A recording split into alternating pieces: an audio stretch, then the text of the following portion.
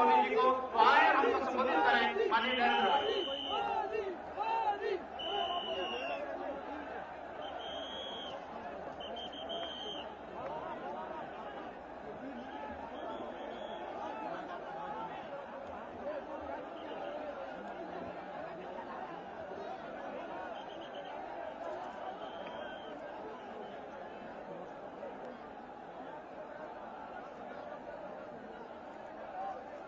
भारत माता की, भारत माता की।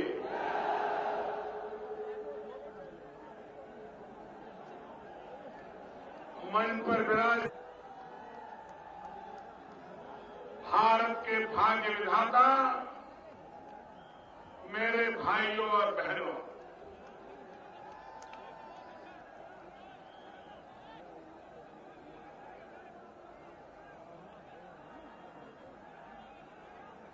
मुझे आने में थोड़ा विलंब हुआ, मैं आप सबकी क्षमा मांगता हूं।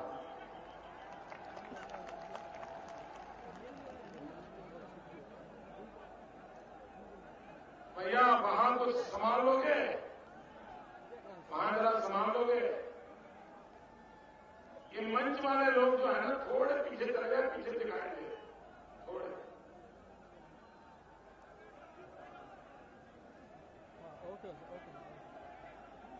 अब मैं बोलना शुरू करूं, बोलना शुरू करूं, पर आप लोगों का हुक्म हो जाए हम शुरू हो जाएंगे।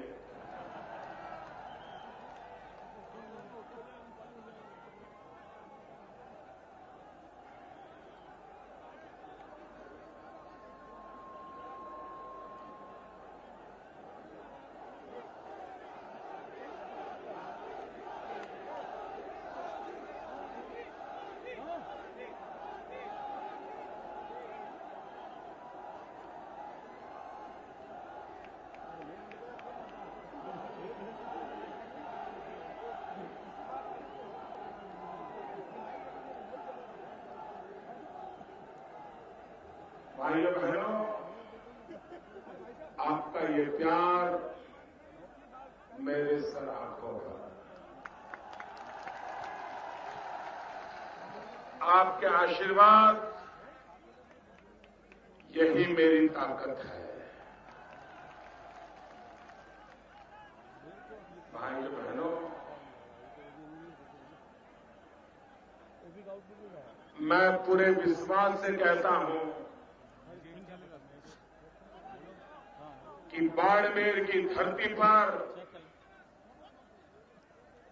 आजादी के इतिहास में कभी भी इतनी बड़ी चुनावी सभा नहीं हुई होगी।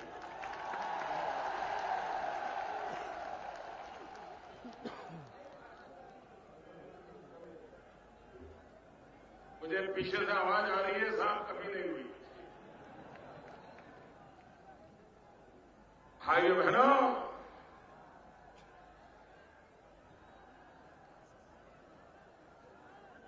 आज शायद इन टीवी कैमरा वालों को भी ऐसा दृश्य कभी देखने को नहीं मिलेगा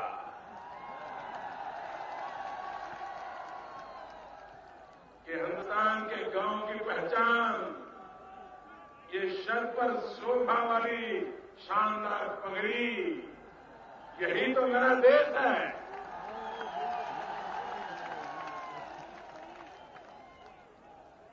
भाइयों बहनों,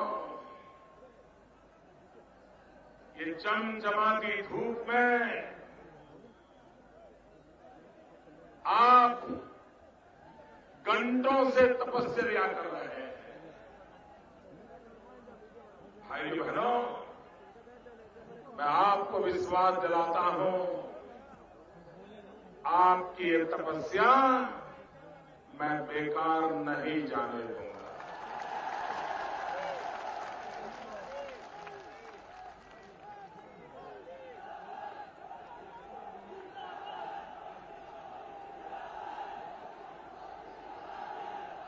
भाइयों बहनों,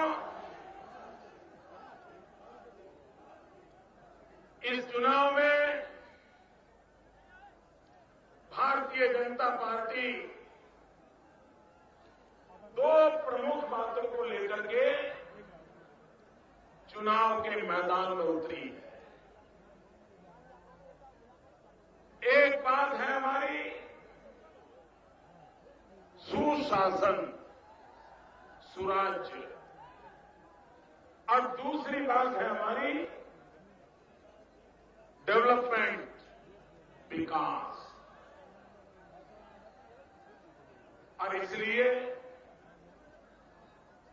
भारतीय जनता पार्टी ने अपने चुनावी घोषणा पत्र में हिंदुस्तान की जो मरुभूमि वाले इलाके हैं, चाहे गुजरात का कच्छ हो, सातलपुर का इलाका हो, या आपके राजस्थान का बाड़मेर और अगल बगल का इलाका हो, जैसे नॉर्थ ईस्ट के विकास की तरफ एक अलग से ध्यान दिया जाता है, वैसे ही भारत की सीमा पर ये मरुभूमि को भी विकास करने का विशेष ध्यान देने का हमने वादा किया। भाइयों बहनों,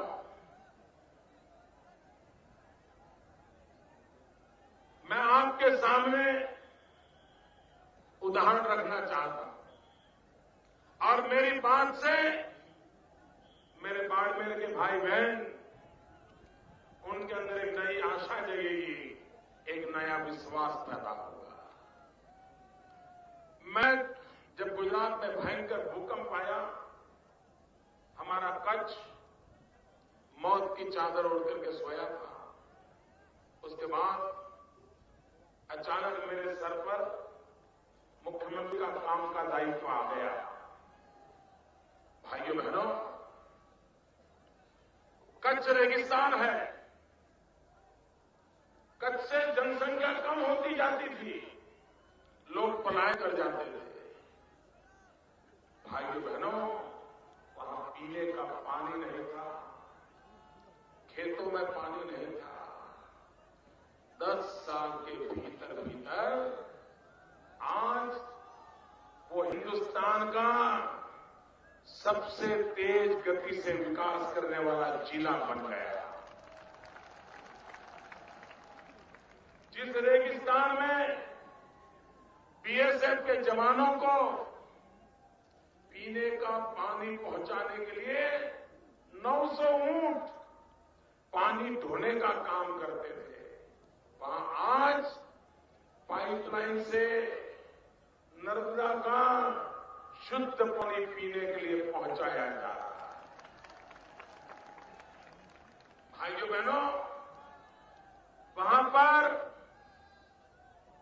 कृषि के लिए पानी पहुंचाया जा रहा है और 10 साल के भीतर भीतर आज स्थिति ऐसी है, रेगिस्तान कच्छ में से आज मैंगो, आम दुनिया के बाजार में एक्सपोर्ट होता है, माल दुनिया में बिकता है।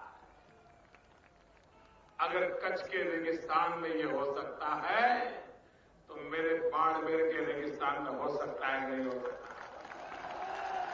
आपको मेरे पर भरोसा है? आपको विश्वास है? मैं करके दिखाऊंगा। भाइयों बहनों, मैं आज बाड़मेर को कहना चाहता हूं, मैं झूठे वादे नहीं करूंगा, मैं झूठे वादे नहीं करूंगा, मैं आपकी आंख में धूल नहीं झोंकूंगा, मैं कांग्रेस की आपकी आंख में मिर्ची नहीं झोंकूंगा। आपको भरोसा हो तो वोट देना, वरना मत देना। आज देश के सामने खतरा भरोसे का है। आपने ऐसे नेता देखे हैं जो 5-5 साल तक अपनी मुंडी नहीं दिखाते?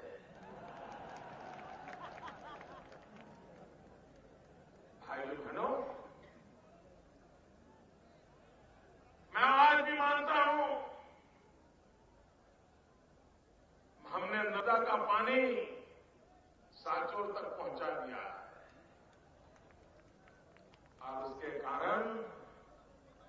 कल तक जहां मिट्टी के ढेर हुआ करते थे, वो मेरी भारत माता हरियाली हो गई, हरियाली हो गई। भाइयों बहनों, मैं जानता हूं आप लोग कितनी मेहनत करते हैं। मैं जानता हूं आपके लिए पानी कितनी महत्वपूर्ण बात है। और अगर आपको एक बार पानी पहुंचेगा ना, आप मिट्टी में से सोना पैदा करेंगे, मेरा विश्वास। अटल बिहारी वाजपेयी का सपना था नदियों को जोड़ने का। हम उस बात को आगे बढ़ाना चाहते हैं। हम नदियों को जोड़ना चाहते हैं। जहां नदियों में बाढ़ आता है, वो बाढ़ उठा करके जहां सूखा पड़ता है, जहां बंजर भूमि है, वहां हम पानी ले जाना चाहते हैं। और भाइयों बहनों, ये पानी दिखाने का माजा हम रखते हैं। भाइयों बहनों, आप मुझे बताइए, इतने साल हो गए, ये हमारा सीमा क्षेत्र जहां पर गैस और पेट्रोलियम की बहुत संभावनाएं पड़ी है। वैज्ञानिक अनुमान है कि यहां के गैस और पेट्रोलियम से देश को एक नई ताकत मिल सकती है। और जितने प्रयोग हुए हैं, वो सफल हुए हैं। गुजरात में 50 साल से सफलता मिल रही है। आपके यहां अभी अभी ये शुरुआत हुई है। मेरे भाइयों बहनों, आने वाले दिनों में यहां जिस प्रकार से पानी एक ताकत बन सकता है, ऐसे ही ये मेरी मरुभूमि गैस और पेट्रोलियम के कारण हिंदुस्तान की ताकत बन सकती है।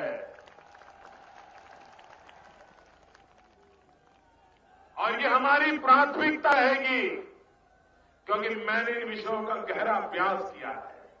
उधर पाकिस्तान की तरफ देखिए, सामने पाकिस्तान की तरफ देखिए, वहां पर पाकिस्तान ने गैस और पेट्रोलियम के क्षेत्र में बहुत बड़ा काम आरंभ किया है।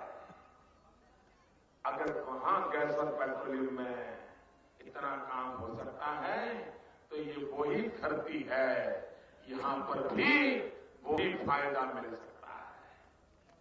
भाइयों बहनों, हमने गुजरात में पेट्रोलियम यूनिवर्सिटी बनाई है, ताकि जिस क्षेत्रों में गैस और पेट्रोलियम की संभावनाएं पड़ी हैं, वहां के नौजवानों को शिक्षित करना, पढ़ाना, तैयार करना। मैं बाड़मेर के नौजवानों से प्रार्थना करता हूं, जो पढ़ना चाहते हैं, जो कैरियर बनाना चाहते हैं, एक बार इंटरनेट पर जाकर के, गूगल पर जाकर के गुजरात की पेट्रोलियम यूनिवर्सिटियों को सर्च कीजिए। और मैं विशेष करके इस इलाके के विद्यार्थियों को, यहां के नौजवानों को निमंत्रण देता हूं कि आप गुजरात की पेट्रोलियम यूनिवर्सिटी में एडमिशन लीजिए।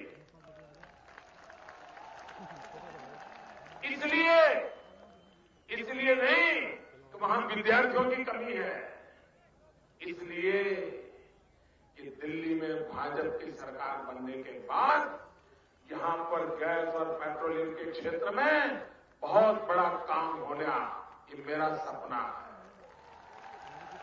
और तब यही के बच्चे अगर पढ़े लिखे होंगे, गैस और पेट्रोलियम क्षेत्र में वे विद्वान हुए होंगे, तो यहां का पूरा कारोबार वही संभाल लेंगे और यहां के नौजवानों को रोजगार का अवसर मिलेगा। और इसलिए भाइयों बहनों, मैं विशेष रूप से, ये बाड़मेर भी मेरा ही है भाइयों, यहां के नौजवान भी मेरे हैं। ये गुजरात आपका है, ये पेट्रोलियम यूनिवर्सिटी भी आपकी है। आप उसका जितना लाभ उठा सको, मैं आपको निमंत्रण देता हूं। भाइयों बहनों, मुझे कभी कभी बहुत पीड़ा होती है। इस बात की पीड़ा होती है कि देश की वोट बैंक की राजनीति ने देश को भीतर से कितना खोखला कर दिया है, देश को कितना फाड़ दिया है, भाई के भाई बीच दरार कर दी है। इस देश को बचाना है तो ये वोट बैंक की राजनीति से हमें मुक्ति लेनी पड़ेगी। अगर ये वोट बैंक की राजनीति चलती रही, हमारा देश आधुनिक नहीं हो सकता, हमारा देश प्रगति नहीं कर सकता। और ये वोट बैंक की राजनीति कैसी चलती है? अगर कोई बांग्लादेशी घुस जाए तो ये वोट बैंक की राजनीति के ठेकेदार उसके लिए तो पलक पावड़े बिछा देते हैं, उसको कंधे पर लेकर के नाचते हैं, उसके लिए सारे कानून तोड़ करके मदद करते हैं। लेकिन सालों से पाकिस्तान की धरती से विस्थापित होकर के सिर्फ भारत मां की जय कहने के लिए मेरा समाज यहां आकर के बसा हुआ है, उनकी कोई परवाह नहीं करता है। मुझे बताइए, पाकिस्तान से जो विस्थापित आकर के यहां रह रहे हैं, उनकी चिंता होनी चाहिए कि नहीं होनी चाहिए? उनको हक मिलना चाहिए कि नहीं मिलना चाहिए? भारत मां की गोद में मां का प्यार उनको मिलना चाहिए कि नहीं मिलना चाहिए? इन वोट बैंक की राजनीति वालों ने पाकिस्तान से मजबूरन विस्थापित होकर के जिन्हें आना पड़ा है,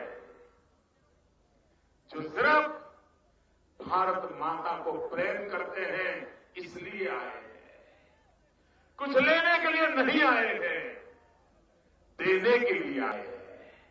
मैं उन सबको विश्वास दिलाता हूं, हिंदुस्तान के नागरिक की तरह आप भी हमारे हैं, हमारी बराबरी के हैं। आपके साथ इतनों सालों तक जो अन्याय हुआ है, अन्याय को मिटाना ये दिल्ली में बैठने वाली सरकार की जिम्मेवारी होगी, मैं आपको विश्वास दिलाता हूं। भाइयों बहनों, कुछ दिन पहले शहजादे जी आए थे।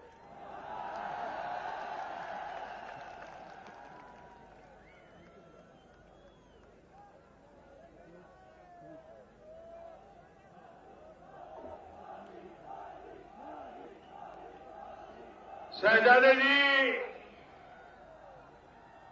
को धूम फिल्म भी याद आ गई। मैं हैरान था, उनको ये धूम 3 फिल्म याद क्यों आई? तो मुझे लगा हाँ, कुछ लोगों को अपनों को याद करना अच्छा लगता है, क्योंकि धूम 3 में भी मोटरसाइकिल की तो कमाल है, और शाहजादे जी ने भी गोपालगढ़ में आकर के मोटरसाइकिल की कमाल दिखाई थी। मालूम है ना, गोपालगढ़ में जब दंगे हुए तो शाहजादे जी यहां की सरकार को बताए बिना अशोक गहलोत को अंधेरे में रख करके अचानक गोपालगढ़ आ पहुंचे और एक मोटरसाइकिल पर घूमने लगे। धूम 3। और वो मोटरसाइकिल किसका था भाई? मोटरसाइकिल किसका था? किसका था? मोटरसाइकिल चोरी का था। और मोटरसाइकिल कौन चला रहा था? मोटरसाइकिल कौन चला रहा था? एक हिस्ट्री सीटर मोटरसाइकिल चला रहा था, चोरी का मोटरसाइकिल था, शाहजादे सवार थे, तो उनको धूम 3 याद आना बहुत स्वाभाविक है। भाइयों बहनों, धूम 3 में बाप और बेटे की कमाल चलती है। बाप और बेटा सारी चीजें करते हैं और सब गायब हो जाता है। देश में मां बेटे का खेल चलता है। लेकिन इस बार उनका 2 बार तो हो गया, तीसरा धूमथी होने वाला नहीं है। तीसरा धूमथी होने वाला नहीं है। भाइयों बहनों, देश में सोलर एनर्जी के लिए ये सबसे उत्तम भूमि है। सबसे उत्तम भूमि है। गुजरात ने सोलर पावर में काफी काम किया, लेकिन अशोक गहलोत सरकार ने तामात पावर में ही काम किया। जो जमीन सोलर पावर के लिए थी, वो तामात पावर की ताकत बन गई। भाइयों बहनों, यहां के किसानों की जमीन लूट ली गई और सोलर पावर प्लांट तो धरे के धरे रह गए। ये जमीनों के मालिक बन बैठे। भाइयों बहनों, आने वाले दिनों में एक कच्चा चिट्ठा खुलने वाला है और हम देखते हैं। भाइयों बहनों, मैं देश के कोने कोने में घूम रहा हूं। ऐसा चुनाव मैंने पहले कभी नहीं देखा भाइयों। और ये ऐसा चुनाव है, कई राज्य ऐसे होंगे जहां कांग्रेस पार्टी का खाता नहीं खुलेगा। खाता, और उसमें एक राजस्थान भी है।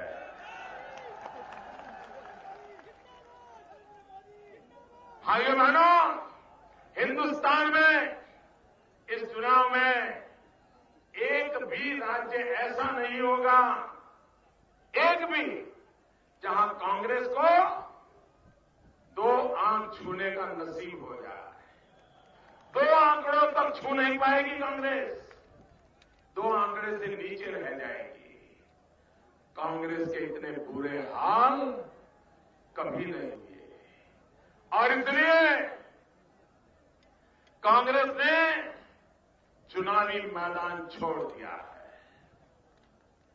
कांग्रेस ने पराजय स्वीकार कर लिया है और इन दिनों पूरी कांग्रेस पार्टी गंदी हरकतें करने में व्यस्त हो गई है।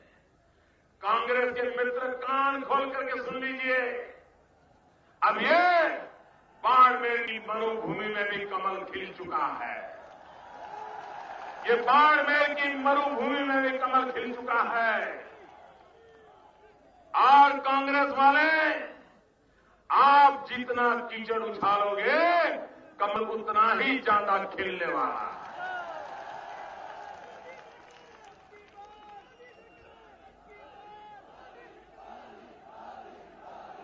10 साल से दिल्ली में आपकी सरकार है। 10 साल से दिल्ली में आपकी सरकार है। दिल्ली सरकार की एक भी एजेंसी ऐसी नहीं है।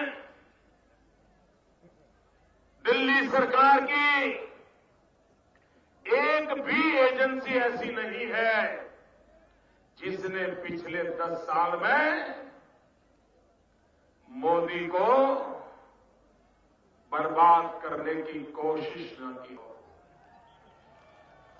पिछले 10 साल में आपकी आईबी हो, आपकी सीबीआई हो,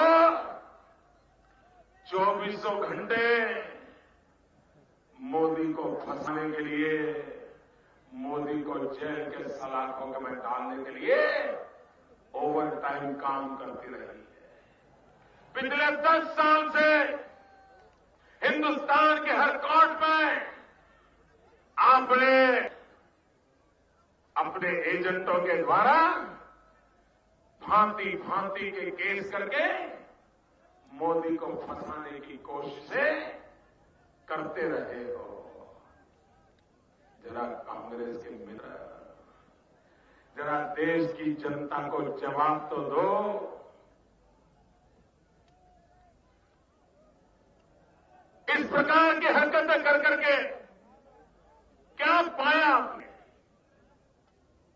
क्या मोदी का बाल बांका कर पाए? क्या मोदी को जेल में रख पाए? क्या मोदी को जनता के दिलों से हटा पाए? 10 साल मैडम सोनिया जी, आपकी सल्तनत ओवर टाइम करती रही है मोदी को तबाह करने के लिए, लेकिन मैं तब करके निकला हूं तो आपके सारे झूठे इल्जामों से निकला हूं। और अब भी कोशिश करोगे, ये जनता आपको करारा जवाब देगी, लिख के रखिए। भाइयों बहनों, सामान्य रूप से जो सत्ता दल होता है उसको हटाने के लिए सारे दल इकट्ठे आते हैं। सारे दल इकट्ठे आकर के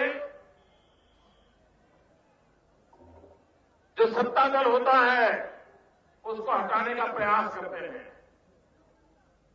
भाइयों बहनों, ये पहला चुनाव ऐसा है कि जिसमें सत्ता दल लोगों को इकट्ठा कर रहा है।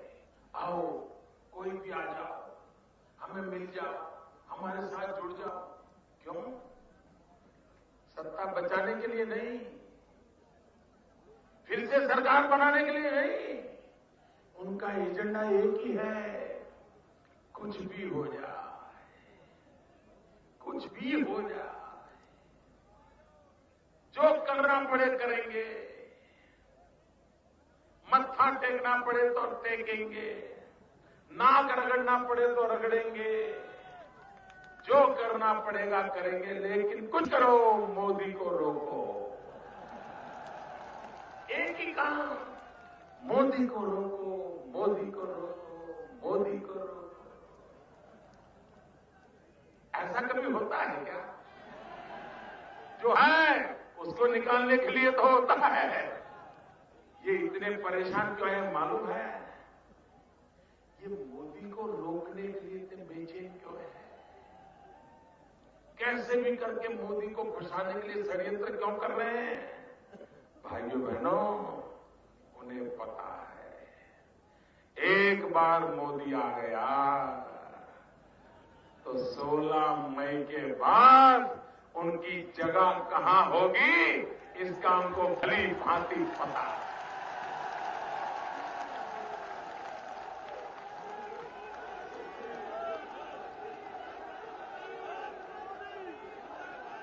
भाइयों बहनों,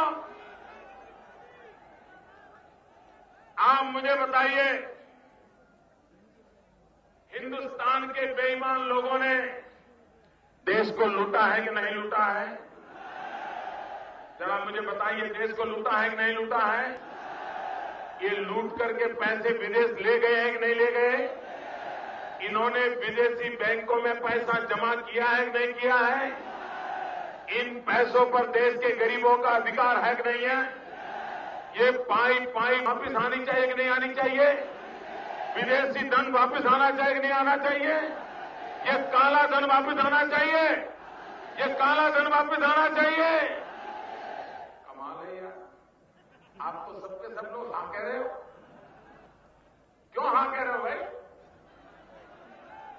इसका कारण है, आप हाँ इसलिए कह रहे हो क्योंकि आपका तो एक भी पैसा उधर है नहीं। आपका क्या जाएगा? आपका क्या जाएगा? इसलिए जोर जोर से बोल रहे हो, लाना चाहिए, लाना चाहिए, क्योंकि आपका एक भी रुपया वहां नहीं है। तो ना कौन कह रहा है? काला धन वापस लाने में मना कौन कर रहा है? क्यों मना कर रहा है? कौन मना कर रहा है? कौन मना कर रहा है? भाइयों बहनों, इस देश का कोई नागरिक काला धन वापस लाने के लिए मना नहीं कर रहा है। अकेले चोर लुटेरे जो है ना, वो ही मना कर रहे हैं, काला धन वापस नहीं आना चाहिए। भाइयों बहनों, एक घटना 2 दिन पहले की है, लेकिन पता नहीं क्या कारण है, मेरे देश के मीडिया का उस तरफ ध्यान नहीं गया है। बड़ी गंभीर बात है और मेरे देश के मीडिया को लोकतंत्र के खातिर भारत की सामान्य जनता की इच्छा है कि काले धन के खिलाफ कार्रवाई होनी चाहिए, तब मेरा देश का मीडिया भी इस बात को गंभीरता से ले, ये मेरा आग्रह है, मेरी प्रार्थना है।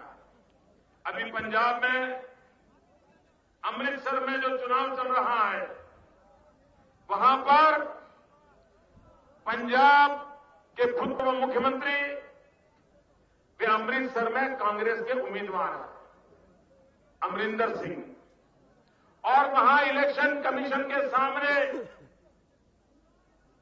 एक गंभीर शिकायत हुई है और ये शिकायत ये है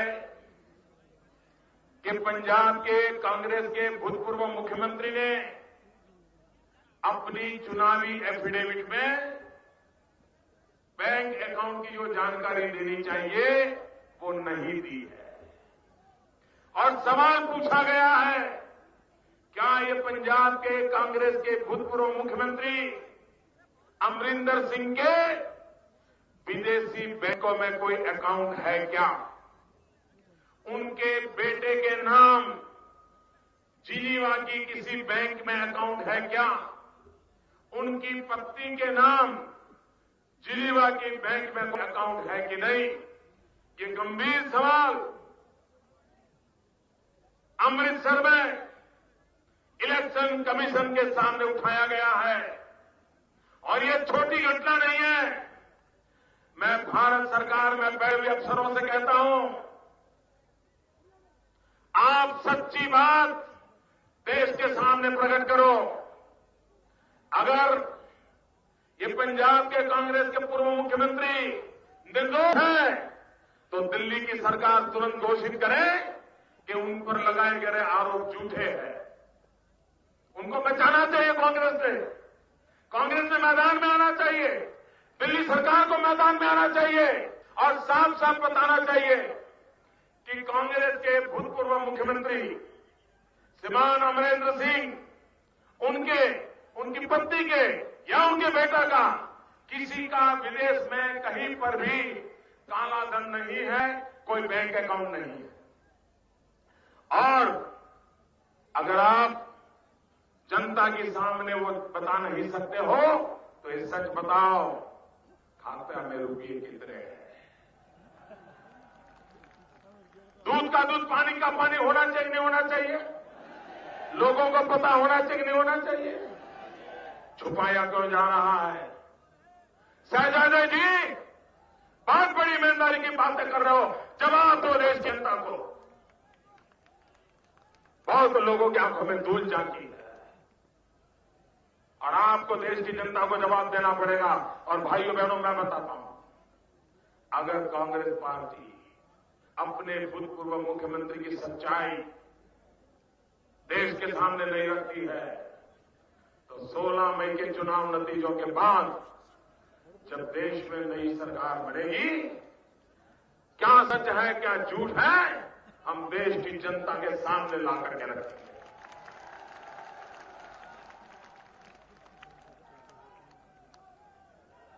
इतने रुपया आए कहां से, किसके हैं, है कि नहीं है, अकाउंट है कि नहीं है, आपको बताना चाहिए। इलेक्शन कमीशन के सामने सवाल उठे हैं और भारत सरकार चुप बैठी है। मैं भारत सरकार के इलेक्शन कमीशन से भी अनुरोध करता हूं, आप एम्पायर की तरह काम कर रहे हैं।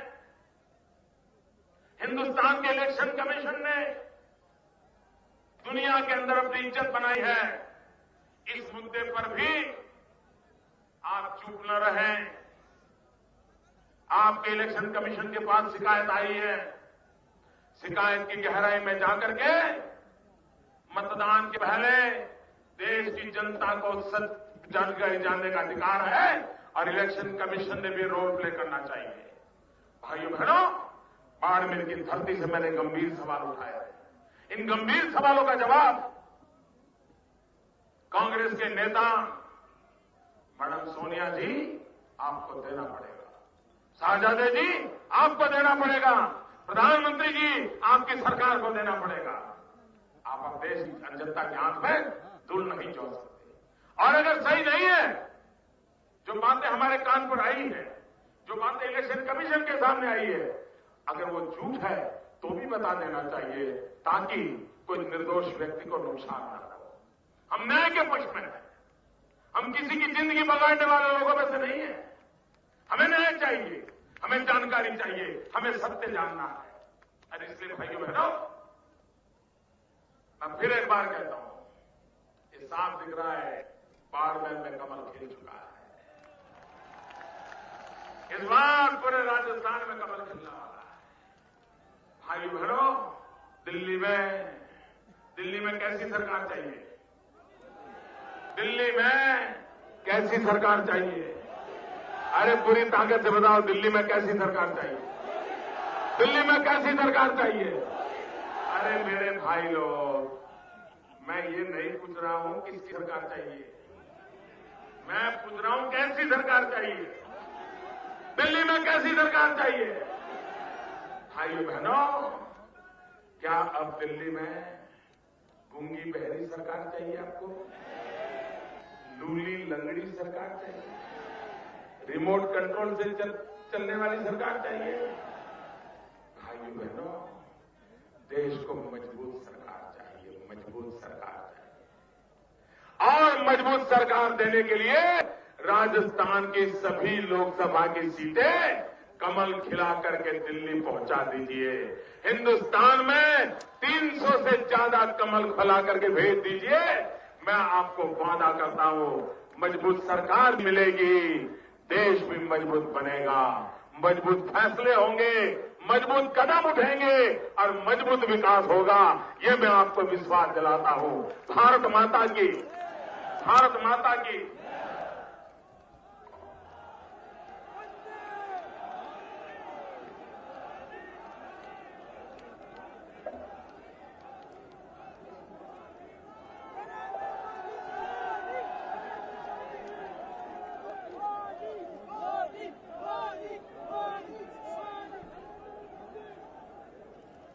जिलाध्यक्ष परबत सिंह जी धन्यवाद देंगे। जिलाध्यक्ष जी परबत सिंह जी धन्यवाद।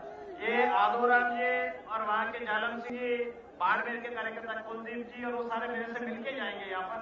और प्रभत सिंह जी से मैं निवेदन करूंगा कि वो धन्यवाद दें। यहाँ का जो मंडल है, मदन जी चोपड़ा, शैतान सिंह जी, राजेश जी और सारे उनके कार्यकर्ताओं को बहुत बहुत बधाई, लख लख बधाइयां। सामान्य मंच और बाहर से पधारे हुए कार्यकर्ता, आदरणीय, पूजनीय और बहुत महान शक्ति के वक्तव्य पर आज आपको बहुत बहुत धन्यवाद।